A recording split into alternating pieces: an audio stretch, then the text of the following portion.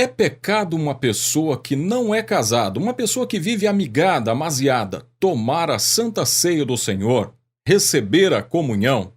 Sim ou não? É sobre isso que eu quero falar nesse vídeo agora.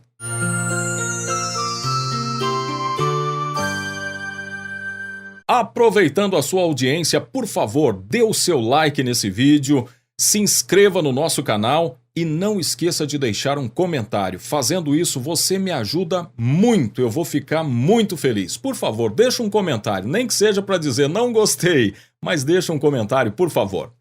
Eu recebi uma pergunta de uma pessoa inscrita no canal que diz assim: sou proibida de tomar Santa Ceia por ser amigada. E há mais de 6 anos venho pedindo ao meu parceiro para casarmos, afinal temos um filho juntos, mas ele não aceita e nem gosta que eu toque no assunto. E para evitar um conflito eu me calo, mas eu choro de tristeza por não poder tomar a ceia. Ney, por que é pecado uma pessoa que não é casada tomar a ceia? Minha querida, para eu te explicar por que é pecado, eu teria que ter afirmado isso.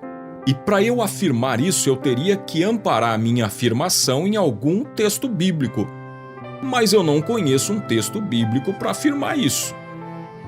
E ela diz assim: mas o líder diz que a pessoa que está em pecado não pode tomar a ceia. E eu estou em pecado por não ser casada legalmente. Bom, primeira coisa, o fato de você não tomar a ceia apaga o seu pecado? Diminui o seu pecado? Talvez alguém diga, não, mas a ceia é um ato de comunhão, onde a pessoa celebra a comunhão com os irmãos e participa da atividade da igreja, não é uma questão de apagar os pecados. Bom, se uma pessoa que está numa situação como essa não deve tomar a ceia, para não participar da atividade da igreja, talvez fosse correto ela também não entregar o seu dízimo nem ofertas, para também não participar disso, não é? Bom, mas vamos resumir esse assunto à ceia e à questão de ser casado ou não. Ela diz assim: se a pessoa está em pecado, não pode tomar a ceia, não tem condição de tomar a ceia. Bom, se a condição para tomar a ceia é estar sem pecado, nenhum de nós está em condição.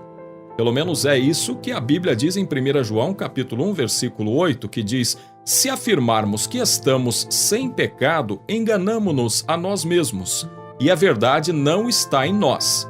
No verso 10 diz: se afirmarmos que não temos cometido pecado, fazemos de Deus um mentiroso, e a sua palavra não está em nós. Então você me pergunta, afinal, a pessoa amigada pode ou não pode tomar a Santa Ceia? Como eu não sou pastor da sua igreja, eu não posso dizer que pode ou não pode aí na sua igreja. Mas eu posso trazer aqui uma pequena reflexão usando 2 textos que tratam desse assunto. O primeiro deles é Lucas capítulo 22, verso 19, falando da instituição da ceia pelo próprio Jesus. Falando de Jesus, o texto diz: tomando o pão, deu graças, partiu-o e o deu aos discípulos, dizendo: isto é o meu corpo dado em favor de vocês. Façam isto em memória de mim. Da mesma forma, depois da ceia, tomou o cálice, dizendo: este cálice é a nova aliança no meu sangue, derramado em favor de vocês. Pergunta: todos os discípulos que estavam naquela mesa estavam sem pecado? Por isso participaram da ceia? Eu creio que não estavam sem pecado. Aliás, foi um deles que escreveu que se nós dissermos que não temos pecado, fazemos de Deus um mentiroso. Foi João. Pedro iria daqui a pouco tempo negar Jesus por 3 vezes. Deve ser pecado isso. Tomé, o incrédulo, não acreditaria na ressurreição de Jesus. Creio que também é pecado. Outros iriam se dispersar e fugir, deixando Jesus sozinho na mão dos soldados. Eu creio que isso também é pecado. Agora, se você não crê que tudo isso é pecado, talvez você creia que o fato da pessoa trair Jesus seja não só pecado, mas um grave pecado. É o que aconteceu com Judas. Judas estava naquela mesa E não só estava em pecado, mas estava endemoniado, porque no verso número 3 desse mesmo capítulo 22 de Lucas, diz assim: Então Satanás entrou em Judas, chamado Iscariote, um dos 12. E depois que Satanás entrou em Judas, ele foi ajustar com os sacerdotes a forma de entregar Jesus. Aliás, o próprio Jesus sabia da traição dele. No verso 21, Jesus diz: Mas eis que a mão daquele que vai me trair está com a minha sobre a mesa. Tá vendo? Jesus sabia que ele estava com má intenção, estava em pecado, iria traí-lo, mas Jesus não negou a ceia a ele. É pecado não ser casado legalmente no civil? Existe um texto bíblico que possa dar amparo para a gente fazer essa afirmação? Talvez alguém possa dizer assim: bom, a gente tem que obedecer às autoridades. É verdade, existe um texto bíblico que fala sobre isso, e nós devemos obedecer às autoridades humanas. Muito bem. O próprio Jesus disse: dai a César o que é de César, dai a Deus o que é de Deus. Ou seja, obedeça a Deus, mas obedeça às autoridades humanas. Tudo bem. Obedecer às autoridades humanas implica em se casar legalmente para oficializar a sua união. Certo.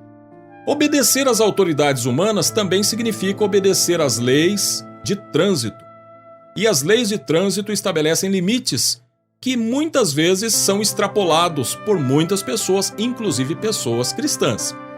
Você já viu alguém que um dia avançou o sinal ou avançou o limite de velocidade e deixou de tomar ceia?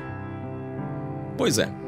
Mas essa pessoa, ela cometeu um pecado, ela desobedeceu à autoridade humana. Ela avançou um limite de velocidade desobedecendo à autoridade. Está em pecado, não está? Aliás, eu diria que o pecado dela é até um pouco mais complicado, porque pelo fato da pessoa não ser oficialmente casada no civil, isso aí não implica no perigo para a vida de outras pessoas. Por outro lado, todos os dias a gente abre os jornais e vê notícias de pessoas que, por avançar limites de velocidade e usar de imprudência no trânsito, estão matando pessoas inocentes e estão se matando. Mas vamos avançar um pouco e, para concluir esse assunto, eu gostaria de trazer aqui um texto de João capítulo 4, quando uma samaritana chega a um poço para pegar água, a água do poço, H2O, e ela encontra com Jesus, que lhe oferece a água viva, o seu Espírito Santo. E ela se interessa por essa água viva e diz assim: Senhor, dá-me dessa água.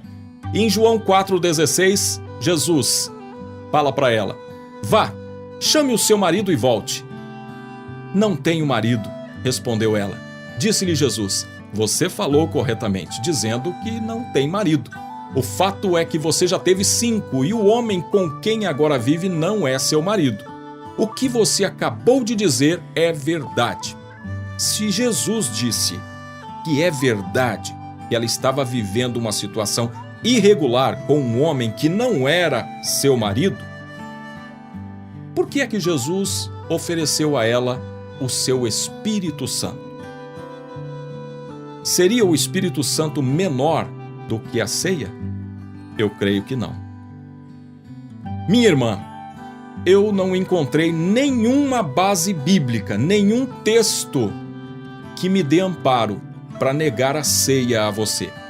Especialmente porque a ceia, como a gente bem diz, é do Senhor. Não é nossa, não é de ninguém, é do Senhor. E se esse Senhor, que é chamado de Jesus Cristo de Nazaré, não negou esta ceia para um traidor que estava com Satanás, se esse Senhor não negou o seu Espírito Santo a uma mulher que estava com um homem que não era o seu marido, como é que eu vou te negar a ceia do Senhor?